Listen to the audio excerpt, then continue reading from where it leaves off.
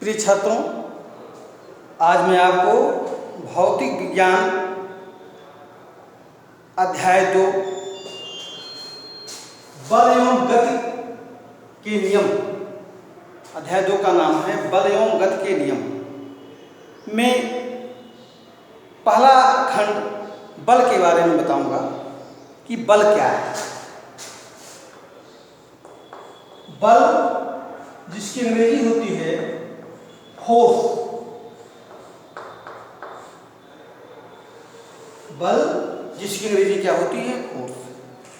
बल की परिभाषा आप इस प्रकार से दे सकते हैं, यदि हम किसी वस्तु को खींचें अथवा किसी वस्तु को धक्का दें तो खींचना या धक्का देना ही क्या कहलाता है, बल।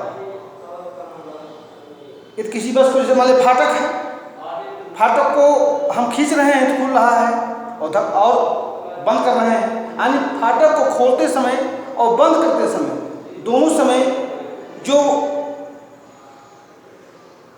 कार्य होता है, यानी जो घटना होता है, उसी घटना को क्या कहते हैं हम, बल।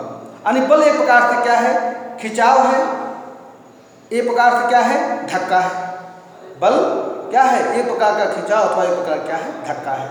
यानी हमारे आपके दैनिक जीवन में जैसे किसी चीज़ को दबाना, किसी को खींचना, किसी को उठाना, किसी को तानना, किसी को ऐंठना, ये सब क्या है, बल के जो है प्रभाव हैं। ये सब क्या है, बल के प्रभाव हैं, बल के उदाहरण हैं।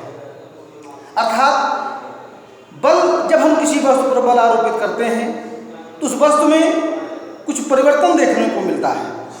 यानी मान लीजिए यदि कोई वस्तु स्थिर है, यदि कोई वस्तु स्थिर है और उस स्थिर वस्तु को हम खींचें तो उस वस्तु क्या करती है, गति करना शुरू कर देती है। यानी बल क्या करता है, स्थिर वस्तु में गति उत्पन्न कर सकता है, वस्तु गतिशील वस्तु के चाल में परिवर्तन कर सकता है। बल यदि कोई वस्तु गतिशील हो तो उसकी दिशा में क्या करेगा, परिवर्तन करेगा। जैसे मान लीजिए हम और आप साइकिल चला रहे हैं, तो साइकिल चला रहे हैं या मोटरसाइकिल चला रहे हैं, तो उसके चाल में पैडल अधिक तेज मारेंगे तो चाल में परिवर्तन हो जाएगा। साइकिल को हैंडल से मोड़ देंगे, जब मोड़ेंगे तो बल ही तो लगाएंगे, तो क्या होगा, उसकी दिशा बदल जाएगी। आगे उसकी दिशा में क्या कर सकते हैं, हम परिवर्तन कर सकते हैं। बल क्या कर सकता है, किसी स्थिर वस्तु के जो है गतिशील कर सकता है, यानी विरामावस्था में परिवर्तन कर सकता है। कोई गतिशील वस्तु को स्थिर कर सकता है या उसके चाल में परिवर्तन कर सकता है। किसी गतिशील वस्तु अथवा स्थिर वस्तु की दिशा में क्या करता है, परिवर्तन कर सकता है। ये जो है बल के प्रभाव हैं। बल दो प्रकार का होता है, ध्यान दीजिए। एक बल होता है संतुलित बल, जिसकी अंग्रेजी होती है बैलेंस्ड फोर्स, और दूसरा बल होता है असंतुलित बल। असंतुलित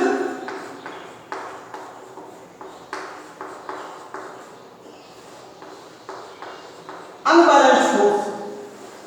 हम सबको संतुलित बल की परिभाषा पढ़ेंगे। यदि किसी निकाय पर कार्यरत समस्त बलों का योग शून्य हो तो ऐसे बल को हम क्या कहते हैं, संतुलित बल कहेंगे। हम संतुलित बल के द्वारा वस्तु की स्थिति में किसी प्रकार का कोई परिवर्तन नहीं कर सकते। अर्थात यदि किसी वस्तु पर संतुलित बल हम आरोपित करें और यदि वह वस्तु विरामावस्था में है अथवा एक समान गति की अवस्था में है तो इसमें हम किसी प्रकार का कोई परिवर्तन संतुलित बल के प्रभाव से नहीं कर सकते हैं। ध्यान दीजिएगा, यानी संतुलित बल के कारण जो है हम किसी वस्तु की स्थिति में अवस्था में परिवर्तन नहीं कर सकते हैं।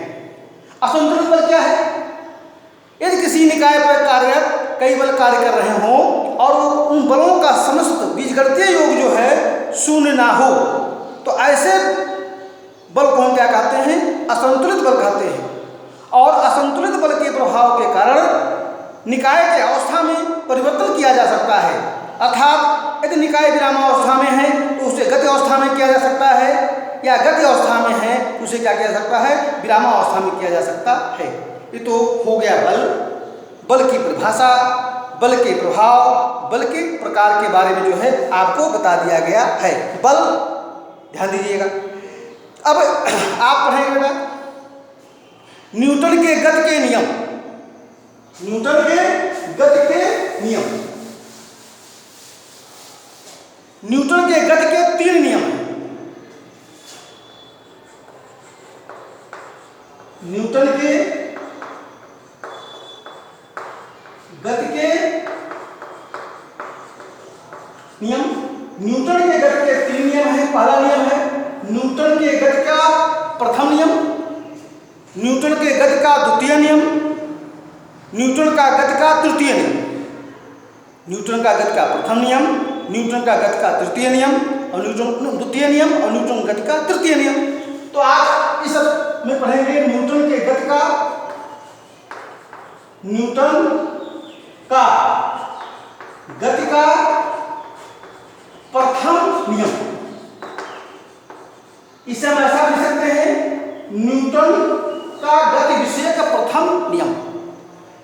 न्यूटन का गति का प्रथम नियम ये कहता है यदि किसी वस्तु पर कोई बाह्य बल आरोपित ना हो तो उस वस्तु की विरामावस्था अथवा गत्यावस्था में परिवर्तन नहीं किया जा सकता है। यानी कहने का मतलब ये हुआ यदि हम किसी वस्तु पर कोई बल आरोपित ना करें, यानी हम किसी वस्तु पर कोई बल आरोपित करके यदि वस्तु विरामावस्था में है तो विरामावस्था से हटा दें और गति अवस्था में गति अवस्था से परिवर्तन कर दें। ये तो संभव है बल को आरोपित करने में, लेकिन यदि किसी बल पर कोई बल, यानी यदि किसी वस्तु पर कोई बल आरोपित ना हो रहा हो तो उस वस्तु की विरामावस्था अथवा गति की अवस्था में किसी प्रकार का कोई परिवर्तन कर पाना संभव नहीं है। यही है न्यूटन का गति विषयक प्रथम नियम या न्यूटन का गति का प्रथम नियम। प्रथम नियम में एक टॉपिक आता है जड़त्व, जिसकी गति होती है इनर्शिया। जड़त्व क्या है? किसी वस्तु का वह गुण, जड़त्व की परिभाषा ये है किसी वस्तु का वह गुण जिसके कारण वह अपने अवस्था परिवर्तन का विरोध करता है, अर्थात वह अपनी विरामावस्था अथवा गति की अवस्था बनाए रखने का प्रयत्न करता है, जड़त्व कहलाता है। क्या कहता है? जड़त्व कहलाता है। यानी जैसे मान लीजिए जब कोई कार हो या गाड़ी हो, एकाएक जब चल पड़ती है तो क्या करता है? आदमी गिर पड़ता है। ऐसा इसलिए होता है कि जड़त्व के कारण जो है अपने विराम की अवस्था या स्थिर अवस्था में परिवर्तन को वो बनाए रखने का प्रयास करता है, जिसके कारण क्या करता है? वो गिर पड़ता है। ये जड़त्व के कारण ही ऐसा होता है। आप लोगों को अपने अगले टॉपिक्स में इस अध्याय का जो है अगला भाग जो है हम बताएंगे।